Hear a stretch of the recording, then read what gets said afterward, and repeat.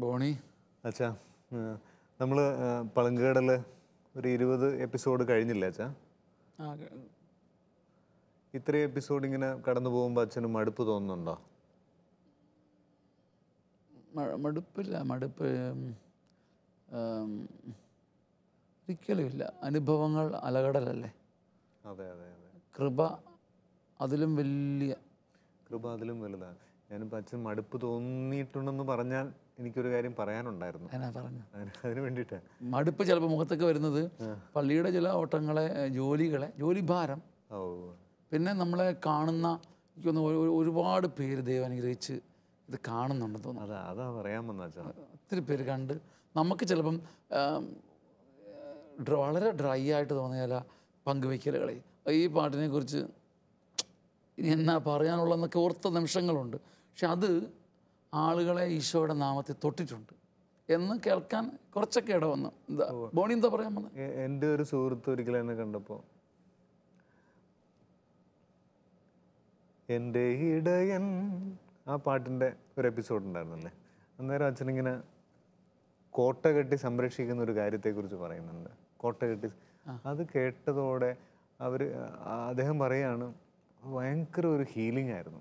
അത് ഞങ്ങളെ സംരക്ഷിക്കാൻ, കുടുംബത്തോടൊപ്പം സംരക്ഷിക്കാൻ കോട്ട കെട്ടി നിൽക്കുന്ന ഇടയനാണ് ദൈവം എന്നുള്ള. ഞാൻ അച്ഛൻ്റെ നമ്പറൊക്കെ അദ്ദേഹം മേടിച്ചായിരുന്നു. അപ്പോൾ അച്ഛൻ മടുത്തു പോയി എന്ന് പറഞ്ഞാൽ മടുക്കണ്ടെന്ന് പറയാൻ വേണ്ടിയിട്ടാണ്. അങ്ങനെ ഒരിക്കലുമില്ല. പിന്നെ കൃപയിൽ മാത്രം ആശ്രയിച്ചാണല്ലോ നമ്മൾ ഈ ശുശ്രൂഷ ചെയ്യുന്നത്. എനിക്ക് ആ ഉത്തമഗീതത്തിൻ്റെ ഒരു മണവാട്ടിയായ കുയിലേ, അപ്പോൾ സിനിമാ ഗാനം പോലെയുള്ള ആ പാട്ട് പാടി ആ സമയത്ത് അതിൻ്റെ ആദ്യത്തെ എപ്പിസോഡ് കണ്ട ബഹുമാനപ്പെട്ട മർത്തോമാ സഭയിൽപ്പെട്ട ഒരു എനിക്കൊന്ന് ബോണിയുടെ പരിസരങ്ങളിൽ നിന്നാണ്, കൊച്ചി ഭാഗത്തു നിന്ന് എന്നെ വിളിച്ചിട്ട് പറഞ്ഞാൽ ഞാൻ ഇത് പളങ്കുകടലിൽ ഉത്തമനെ കണ്ടു. അതങ്ങാണ്ട് അദ്ദേഹം ആദ്യം കണ്ടത്. അപ്പം ബൈബിളിൻ്റെ ഈ വ്യാഖ്യാനവും അതിൻ്റെ ഇൻ്റർപ്രിറ്റേഷൻസും കുടുംബജീവിതത്തിലേക്ക് ഉത്തമഗീതം എടുത്തു വെക്കുന്ന ആ പാട്ട് വന്നപ്പം അദ്ദേഹം പറഞ്ഞതാണ്, ഞാൻ 30-35 പേരെ ഞാൻ വിളിച്ചിട്ട് രാവിലെ പ്രക്ഷേപണം ചെയ്യുന്നുണ്ടല്ലോ, അത് ബുധനോ മറ്റോ റിപ്പീറ്റേഷൻ വരുന്നത് അല്ലേ? ബുധനാഴ്ച രാവിലെ 6 മണിക്ക്, ശനിയാഴ്ച ഏതായാലും അദ്ദേഹം വിളിച്ച് പറഞ്ഞതാണ്. ഞാൻ വിളിച്ചുണർത്തി പറഞ്ഞിട്ടുണ്ട് അച്ചോ എന്ന് പറഞ്ഞ്. അതിന് ശേഷം അദ്ദേഹം വിളിച്ചിട്ട് പറഞ്ഞു, എൻ്റെ സഭയിൽപ്പെട്ട മർത്തോമ സഭയിൽപ്പെട്ട 30-ലധികം ആൾ വിളിച്ചു പറഞ്ഞു, അതായത് അച്ഛാ ഞാൻ വിളിച്ചുണർത്തി, നിങ്ങളിത് കാണണമെന്ന് പറഞ്ഞ് വിളിച്ചുണർത്തി. അപ്പം അവർ വിളിച്ച് നന്ദി പറഞ്ഞു, വിളിച്ചുണർത്തിയത് നന്നായി എന്ന്. അതൊക്കെ കേൾക്കുമ്പം മനുഷ്യനല്ലേ ഒരു സന്തോഷമുണ്ട്. പിന്നെ ചില വിദഗ്ധമായ സൗഖ്യാനുഭവങ്ങൾ നിസാരമ എന്നുള്ള എപ്പിസോഡ് കണ്ടിട്ട് ചങ്ങനാശ്ശേരിയിൽ വെച്ച് വളരെ 6 അടി പൊക്കമുള്ള ഒരു 4 കോടി, ചങ്ങനാശ്ശേരിയിലെ ഒരു 4 കോടിക്കാരൻ അച്ചായൻ എന്നെ വന്നിട്ട് പറഞ്ഞ, അച്ഛാ കാണുന്നുണ്ട് കേട്ടോ, നമ്മളെ പിടിച്ച് നിർത്തി കേട്ടോ എന്ന് പറഞ്ഞ്, നിസാരമാ ഇങ്ങനെ പറഞ്ഞ്. അപ്പം സന്തോഷമുണ്ട്. അതെ അതെ, അച്ഛനിത് ഇത് പറഞ്ഞപ്പോൾ കണ്ടുകൊണ്ടിരിക്കുന്നവർക്കും ഇങ്ങനെയുള്ള അനുഭവങ്ങൾ ആളുകൾ ഷെയർ ചെയ്യുന്നുണ്ടല്ലോ. ഞാനൊരു കാര്യം ഒന്ന് പ്രിയപ്പെട്ടവരോട് പറഞ്ഞോട്ടെ അച്ഛാ. നമുക്കുള്ള അനുഭവങ്ങൾ ഇതുപോലെ അറിയിക്കണം, ഷാലോം ടെലിവിഷനിലേക്ക് അറിയിക്കണം, മെയിൽ ചെയ്യാം. അതുപോലെ തന്നെ ഏതെങ്കിലും അച്ഛൻ്റെ പാട്ടുകൾ പളങ്കുകടലിൽ വരണമെന്ന് ആഗ്രഹിക്കുന്നുണ്ടെങ്കിൽ മുൻകൂട്ടി അറിയിച്ചാൽ അത് നല്ലതല്ലേ അച്ഛാ? തീർച്ചയായിട്ടും. അതായത് എൻ്റെ പാട്ടുകൾ കേട്ടിട്ടുള്ള ഒരിക്കലും എനിക്ക് സ്വാർത്ഥതയില്ല. എനിക്ക് ഉള്ളിൽ നിന്ന് ഈ ചിന്തകൾ പറയണമെങ്കിൽ ഞാൻ എഴുതിയ പാട്ടുകളിൽ അതെ നിങ്ങൾ അപ്പോൾ അതാണല്ലോ ഞാൻ ഉള്ളിൽ നിന്ന് കൊണ്ടുവന്നിരിക്കുന്നത്. പിന്നെ ഈ ശുശ്രൂഷ തുടരുമ്പോൾ എന്നെ സ്വാധീനിച്ച മറ്റു പാട്ടുകൾ എടുക്കാം. പക്ഷേ ഇപ്പോൾ അതെനിക്ക് എടുക്കാൻ പറ്റത്തുള്ളൂ. നിങ്ങൾ സഹോദരങ്ങൾ സജസ്റ്റ് ചെയ്യുന്നുണ്ടെങ്കിൽ അത് എൻ്റെ ആൽബങ്ങളിൽ നിന്ന് കുറേ പാട്ടുകളിൽ നിന്ന് അച്ഛൻ്റെ ഇന്ന പാട്ട് അങ്ങനെ പറയുകയാണെങ്കിൽ അതിൻ്റെ സാഹചര്യവും അതിനാ നൽകിയ എനിക്ക് ഉള്ള മനസ്സിലുള്ളത് നമുക്ക് പങ്കുവയ്ക്കാം. അപ്പം അതുകൊണ്ട് ദയവായിട്ട് അറിയിക്കണം. നേരത്തെയും പറഞ്ഞതാണ്, അച്ഛനും ഞാനും ഒക്കെ പറഞ്ഞതാണ് ഷാലോമിൻ്റെ അഡ്രസ്സ്. അതുപോലെ നേരത്തെയുള്ള എപ്പിസോഡുകൾ കാണണമെങ്കിൽ ഫേസ്ബുക്കിലും ട്വിറ്ററിലും യൂട്യൂബിലും എല്ലാം സൗകര്യമുണ്ട്. പ്രത്യേകം ശ്രദ്ധിക്കുക. പ്രത്യേകം ശ്രദ്ധിക്കണം. ആ ആദ്യത്തെ എപ്പിസോഡുകളിൽ ബോണിക്ക് താടിയില്ല, വേറെ ആളാന്ന് കരുതിയേക്കല്ലേ. ബോണി താടിക്കാരെന്ന് വിളിക്കാമാണ് ഇപ്പം ഈ തൃശ്ശൂരൊക്കെയുള്ള വീട്ടുപേര് പോലെ. സന്തോഷം. നിങ്ങൾ തീർച്ചയായിട്ടും അങ്ങനെ പങ്കുവെച്ചാൽ വലിയൊരു ആശ്വാസം. കാരണം ദൈവത്തിൻ്റെ കൃപയുടെ തട്ടകത്ത് നിന്നുകൊണ്ടാണ് ഈ ശുശ്രൂഷ. ഒന്നും പ്ലാൻ ചെയ്യുന്നില്ല പ്രത്യേകിച്ച്. അപ്പം ഈ പാട്ടിൽ ദൈവം തന്നിരിക്കുന്ന അഭിഷേകം പങ്കുവയ്ക്കുക, അത് മാത്രമാണ് ഞങ്ങൾ ആഗ്രഹിക്കുന്നത്, നത്തിങ് മോർ. അപ്പം തീർച്ചയായും ആഗ്രഹിച്ചാൽ ശാലോമിനോട് ഇത് പങ്കുവെച്ചാൽ ശാലോമിന് ശുശ്രൂഷകൾക്കൊരു ബലമായിരിക്കും, കൂടുതൽ ആനന്ദമായിരിക്കും. ഉറപ്പായിട്ടും. ഈ നേരത്തെ പാട്ടുകൾ പറയണമെന്ന് പറഞ്ഞപ്പോഴാണ് എബി പറഞ്ഞായിരുന്നു അലിവുള്ള ഹൃദയം, അഴകുള്ള പവിഴം. ആ പാട്ട് ഞാൻ എഴുതിയതിൽ എനിക്ക് ഏറ്റവും ഇഷ്ടപ്പെട്ട വരികളുള്ള 2-3 പാട്ടിൽ പെടും ഇത്. എൻ്റെ മാസ്റ്റർ പീസ് എന്നൊക്കെ പറയത്തില്ല, എനിക്ക് ഇഷ്ടപ്പെട്ട വരിയാണിത്. പണ്ട് അച്ഛൻ എപ്പോഴോ പറഞ്ഞായിട്ട് ഞാൻ ഓർക്കുന്നുണ്ട്, ട്യൂൺ ഇട്ടതിന് ശേഷമാണ് ഈ പാട്ടും എഴുതിയതെന്ന് അല്ലേ? ഓർക്കുന്നുണ്ടല്ലേ? തച്ചങ്കരിയുടെ ബഹുമാനപ്പെട്ട ടോമിൻ തച്ചങ്കരിയുടെ സംഗീതം. ആലുവ ഗസ്റ്റ് ഹൗസിൽ കൊണ്ടുപോയി എന്നെ ഇരുത്തിയിട്ട് ബിരിയാണിയൊക്കെ വാങ്ങി തന്നിട്ട് പറഞ്ഞു, ഈ പാട്ട് എഴുതിയിട്ടേ പുറത്തോട്ട് ഒരാൾ. ഞാനോർത്ത് ഇതിന് മാത്രം ഞാൻ വല്ല തെറ്റും ചെയ്തോ, എന്നെ പോലീസുകാരും പൂട്ടിയിട്ടിരിക്കുക, തമാശ പറഞ്ഞ കേട്ടോ. സംഗീതം തന്നിരിക്കുക. ശരിക്കും പറഞ്ഞാൽ ഇതിനുള്ള വരികൾ ടോട്ടലി സംഗീതമല്ല, ഞാനിവിടെ പറയാൻ ആഗ്രഹിക്കുന്നില്ല, ടോട്ടലി വേറെ ഒരു വരിയാണ് തന്നിരിക്കുന്നത്, സെക്കുലർ വരിയാണ്. ആ വരികൾ തന്നിട്ട് ഇത് മാറ്റാൻ പറഞ്ഞിരിക്കുക. സംഗീതമല്ല തന്നത്, വേറെ ടോട്ടലി നമ്മളെ മിസ്ലീഡ് ചെയ്യുന്നൊരു വരി വേറെ ഉണ്ട്. ഉദാഹരണം എന്താ പറയുക, ഇപ്പം മഴവില്ല് പോലെ അഴകുള്ള പെണ്ണെ എന്നൊക്കെ പറഞ്ഞുള്ള ഒരു മിസ്ലീഡ് ചെയ്യുന്ന വരികളാണ്. അപ്പോൾ ആ വരികൾ കേട്ടിട്ട് വേറെ എഴുതണം. അങ്ങനെ ഒരു മിസ്ലീഡ് ചെയ്യുന്ന നമ്മൾ തെറ്റിദ്ധ വേറൊരു വരി അത് ഞാൻ പറയാൻ ഉദ്ദേശിക്കുന്നില്ല. അപ്പം ഞാൻ അന്നത്തെ തിളപ്പിൽ ഓരോ വരി എഴുതും, പുള്ളി പറയും കൊള്ളാം എനിക്ക് വേണ്ട അങ്ങനെ തട്ടിക്കളഞ്ഞ് ഒടുവിൽ മടുക്കാതെ കൃപയിൽ ആശ്രയിച്ച് അപ്പോഴുണ്ടായ വരിയാണിത്. അലിവുള്ള ഹൃദയം അഴകുള്ള പവിഴം, അഴുകാതെ നിലനിൽക്കുന്ന മനുഷ്യൻ്റെ ഏക സമ്പാദ്യം അലിവുള്ള ഹൃദയമാണ്. അലിവുള്ള ഹൃദയത്തിൽ തന്നെയാണ് ഈ അഴകുള്ള പവിഴം എന്ന് ഉദ്ദേശിക്കുക. അത് കുഴിച്ചു മൂടിയിട്ടാലും വർഷങ്ങൾ മാറിക്കിടന്നാലും അലിവുള്ള ഹൃദയത്തെ ലോകം അറിഞ്ഞിരിക്കും. അത് അഴകുള്ള പവിഴമാണ്, അഴുകിപ്പോകില്ല, ഉറപ്പ്. ഇന്ന് കാണിച്ച കരുണ നാളെ സ്വർഗത്തിൽ ചെല്ലുമ്പോൾ അവിടെ കൃത്യം എഴുതി വെച്ചിരിക്കുന്നത് നീ കാണും. അതൊരിക്കലും മങ്ങില്ല, മറയില്ല, ചീയില്ല, അഴുകില്ല, തിളക്കം മാറില്ല.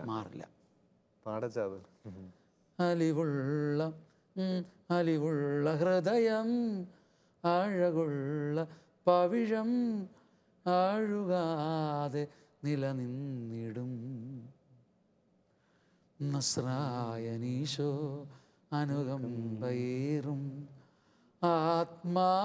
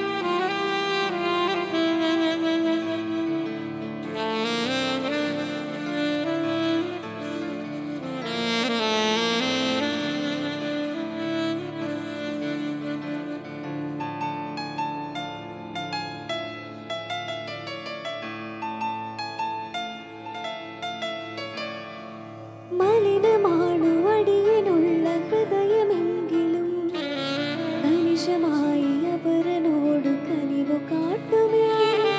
മലിനമാണു അടിയനുള്ള ഹൃദയമെങ്കിലും കനിശമായി അപരനോടു കനിവു കാട്ടുമേ.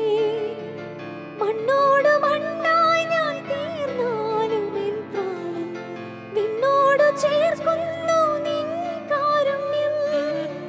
മണ്ണോട് മണ്ണായി ഞാൻ തീർന്നാലും എൻ പ്രാണൻ നിന്നോട് ചേർക്കുന്നു നിൻ കാരുണ്യം. നിന്റെ രാജ്യത്തിൽ പുഞ്ചിരിച്ചു ഞാൻ നിൽക്കുമേ. അലിവുള്ള ഹൃദയം അഴകുള്ള പവിഴം അഴുകാതെ നിലനിന്നിടും.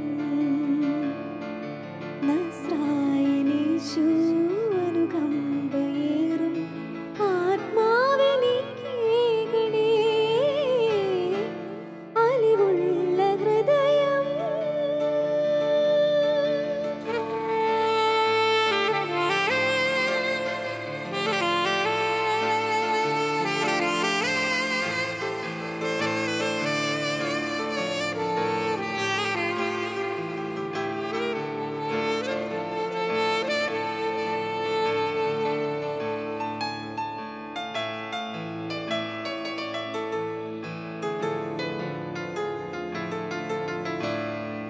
മരണനേരം കരുണ തേടി കീഴിടുമ്പോഴും ശരണമായിടുന്നു നിന്റെ പുണ്യകീർത്തനം.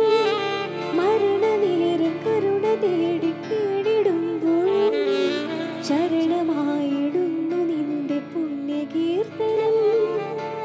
നാവായ നാവെല്ലാം നിന്നെ സ്തുതിക്കുന്നു.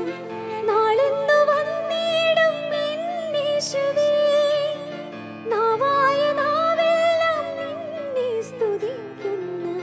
നാളെന്നു വന്നിടും എന്നേശുവേ.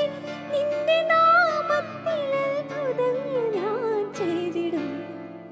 അലിവുള്ള ഹൃദയം അഴകുള്ള പവിഴം അഴുകാതെ നിലനിന്നിടും. നസ്രായനീശു അനുകമ്പയേറും ആത്മാവെനിക്കേകണേ. അലിവുള്ള ഹൃദയം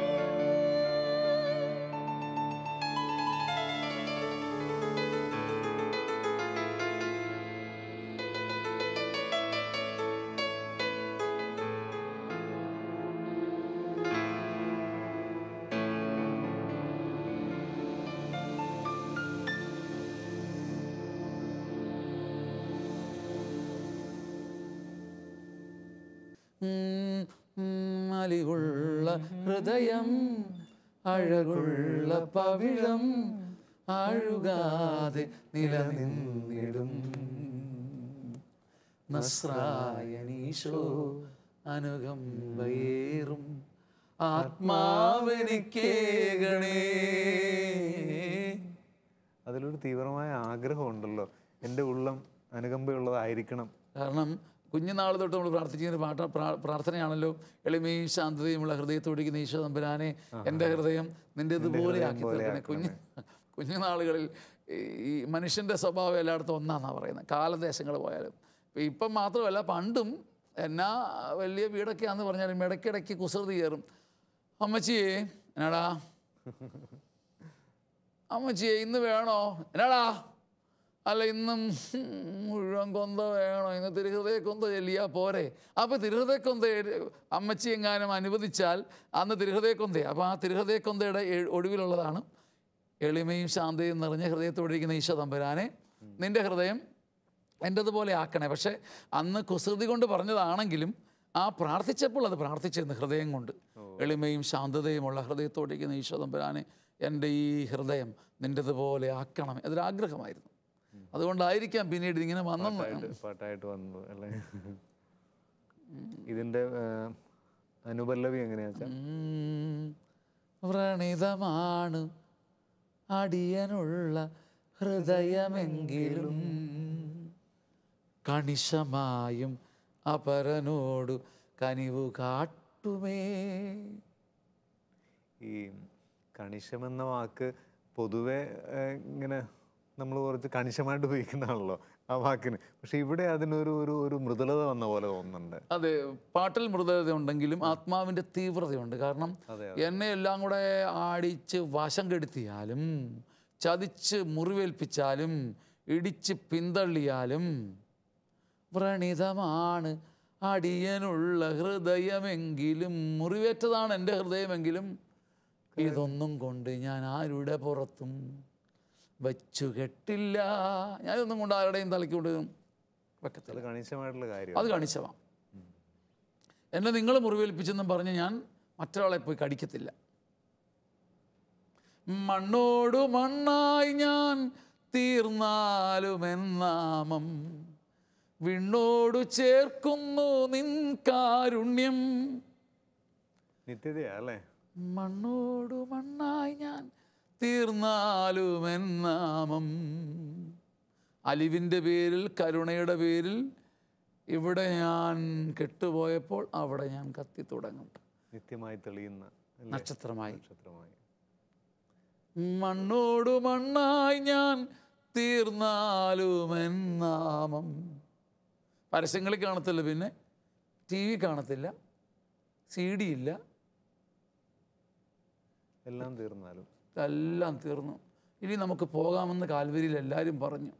ഇനി ഈ ക്രൂശിതനെ നോക്കിയിട്ട് കാര്യമില്ലെന്ന് പറഞ്ഞു. പക്ഷേ ക്രൂശിതൻ അപ്പളെ ഉയർത്തു. ക്രൂശിതൻ ഈ 3 ദിവസം മറഞ്ഞിരിക്കുകയായിരുന്നു. അവൻ അലിവിൻ്റെ ഹൃദയം കൊടുത്തതേ അവൻ ഉയർത്തു. ഉയർപ്പിൻ്റെ അനുഭവം കിട്ടിയത് 3-ാം ദിവസമായെന്നേ ഉള്ളൂ. ക്രൂശിതൻ അലിവുള്ള ഹൃദയം പകുത്ത് കൊടുത്ത് ആ അലിവിൻ്റെ അവസാനത്തെ അറ്റവും, ഇനി ചോരയൊന്നും തരാനില്ല കേട്ടോ മക്കളെ, ഇനി മജ്ജയിലും മാംസത്തിലും തങ്ങി നിൽക്കുന്ന അല്പം വെള്ളമേ ഉള്ളൂ. അത് കുന്തം വന്ന് കുത്തി മുത്തിയപ്പോൾ അതും കൂടെ തട്ടിമുട്ടി താഴേക്ക് ഇട്ട് കൊടുത്തു. അപ്പോൾ അവൻ ഉയർത്തു.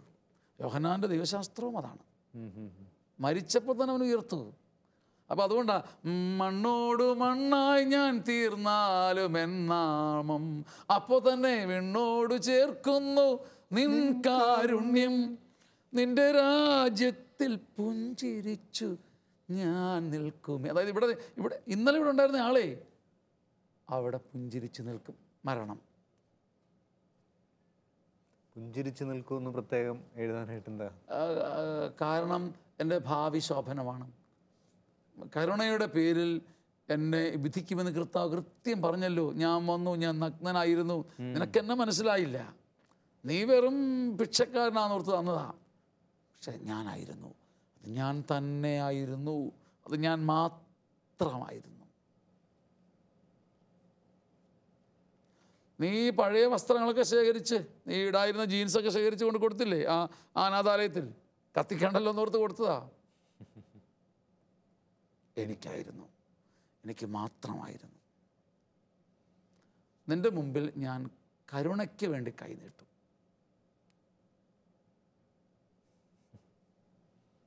ദൈവം ഒരു കാര്യത്തിനെ കൈനീട്ടുന്നുള്ളൂ ഭൂമിയിൽ. അവന് മഹത്വം വേണ്ട. നമ്മുടെ തെറ്റിദ്ധാരണയാണ് നമ്മൾ ദൈവത്തെ മഹത്വപ്പെടുത്താൻ ദൈവം കാത്തിരിക്കുന്നു. നാം ആയിക്കൊണ്ട് അവന് മഹത്വം കൂട്ടാനില്ല, പ്രകാശം കൂട്ടാനില്ല, സൃഷ്ടിപരത കൂട്ടാനില്ല. പക്ഷെ കരുണയ്ക്ക് വേണ്ടി അവൻ കാത്തിരിക്കും. കാരണം ദൈവത്വത്തെ അവൻ മനുഷ്യനിൽ മറച്ചിരിക്കുന്നതുകൊണ്ട് മനുഷ്യൻ ഭൂമിയിലായിരിക്കുവോളം മനുഷ്യൻ കൈനീട്ടുമ്പം സാക്ഷാൽ നിൻ്റെ ദൈവമാണ് നിൻ്റെ മുമ്പിൽ കൈനീട്ടുന്നതെന്ന് എന്ന് മനസ്സിലാക്കും. അച്ഛനിപ്പോൾ പറഞ്ഞത് മനുഷ്യരുമായി ബന്ധമില്ലാത്തതൊന്നും ആധ്യാത്മികത അല്ല എന്നല്ലേ?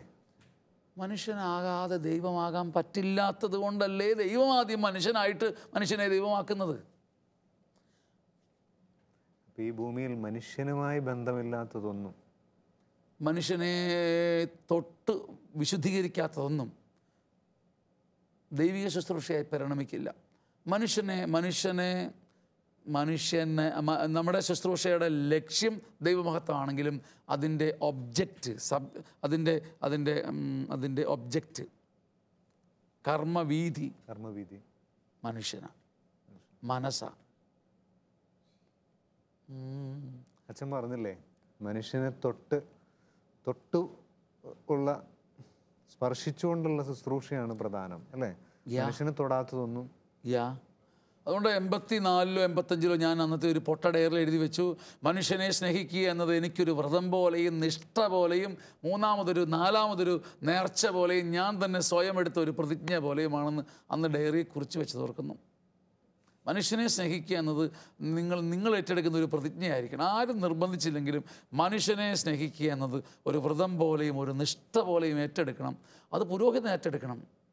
സഭയുടെ മെത്രാൻ്റെ ശുശ്രൂഷ എടുക്കുന്നവർ ഏറ്റെടുക്കണം. മനുഷ്യനെ ആർദ്രതയോടെ കരുതുക.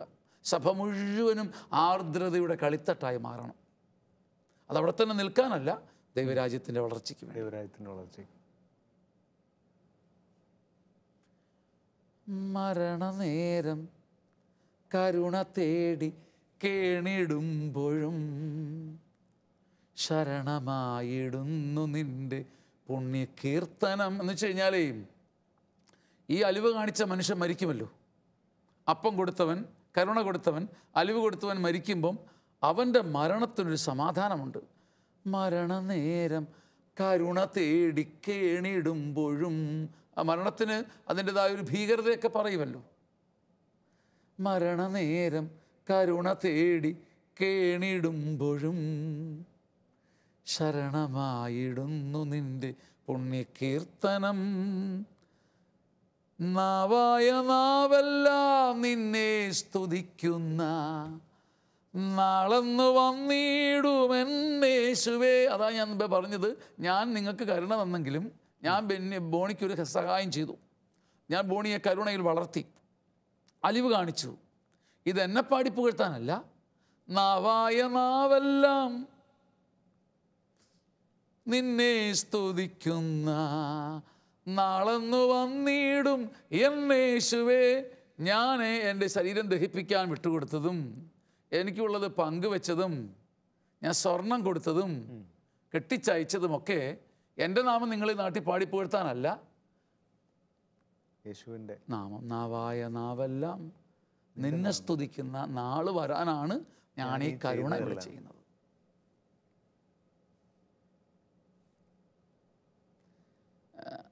അങ്ങനെ ചിന്തിക്കാൻ കഴിയുന്ന ഞാൻ ചാരിറ്റി ശുശ്രൂഷകളോടും നമ്മൾ സ്നേഹത്തിൽ, നിങ്ങളുടെയൊന്നും വലിയ ശുശ്രൂഷകൾ, വലിയ ലോകോത്തര ശുശ്രൂഷകളെ ഒന്നും വിലയിരുത്താൻ ആരുമല്ല. എങ്കിലും നമ്മൾ ചെയ്യുന്ന ജീവകാരുണ്യ ശുശ്രൂഷകളിൽ മതിമറക്കുന്ന, അതിനെ കുറിച്ച് കാഹളം മുഴക്കുന്നവരായി നമ്മൾ മാറരുത്. ദൈവം തരും, ദൈവം തരട്ടെ. അത് അപ്പോൾ ചിലപ്പോൾ നമ്മൾ പറഞ്ഞു വയ്ക്കുന്ന ചില പ്രോവിഡൻസ് കണ്ടില്ലെന്ന് വരും. അതായത് ഞങ്ങൾ 156 കിടപ്പ് രോഗികളെ ശുശ്രൂഷിക്കുന്നുണ്ട്. ദൈവത്തിൻ്റെ കരുണയാണ്. 156 കിടപ്പ് രോഗികൾക്ക് 156 പേരെ ശുശ്രൂഷിക്കാൻ തീർച്ചയായും വലിയൊരു തുക ആവശ്യമുണ്ട്. ഈ 156 പേരെ ശുശ്രൂഷിക്കുക വെച്ചാൽ വലിയൊരു കാര്യമാണ്. അത് എൻ്റെ കൂടെ 36 ശുശ്രൂഷകരുണ്ട്. ഒരു 85,000 രൂപയോളം വേണ്ടി വരും. 150 ഇങ്ങനെ പറഞ്ഞ് ഉണ്ടാക്കിയെടുക്കുന്നതല്ല പ്രോവിഡൻസ്. ദൈവം ചിലപ്പോൾ അത്താഴ പട്ടിണി നിങ്ങൾക്ക് നൽകിയെന്ന് വന്നേക്കാം. മരണനേരം കരുണ തേടി, നിങ്ങളുടെ ശുശ്രൂഷ മരിക്കുമെന്ന് തോന്നും, ഒരാളും തരാനില്ല, നാളെ മക്കൾക്ക് ഒന്നുമില്ലെന്ന് തന്നെ വരും. അപ്പോൾ മക്കളോടും പറയണം, നാളെ നമുക്കൊന്നുമില്ല, അതൊരു പ്രോവിഡൻസാണ്.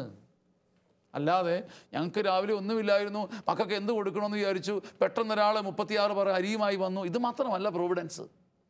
പിറ്റേന്ന് എൻ്റെ മക്കളെ നമുക്ക് ഇന്നൊന്നുമില്ല, ഞാനും പട്ടിണിയാണ്, നമുക്കുള്ളത് 2 കിലോ അരിയാണ്, കഞ്ഞി വയ്ക്കും, കഞ്ഞിവെള്ളം ഉപ്പിട്ട് കുടിക്കും, അത് കരിയാപ്പില ഇട്ട് തരും, ഒന്നാന്തരം സൂപ്പാണ്, 2 സവോളയുണ്ട്, അത് അരിഞ്ഞിടും, ഒന്നാന്തര സൂപ്പാണ്. ഈ സൂപ്പ് ഇന്ന് ദൈവത്തിൻ്റെ കൃപയുടെ പ്രവൃത്തിയാണ്. പ്രോവിഡൻസ് ദൈവത്തിൻ്റെ പരിപാലനയാണ്.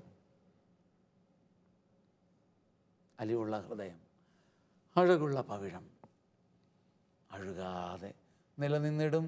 പവിഴത്തിന് പിന്നെ പ്രസംഗം ആവശ്യമില്ല. പവിഴം സെൽഫ് ഗ്ലോയിങ് ആണ്. അഴക് തനിയെ പുറത്തേക്ക് വരും. അലിവുള്ള ഹൃദയത്തിൻ്റെ സപ്ലിമെൻ്റ് വേണ്ട. ആമേൻ. മരണനേരം കരുണ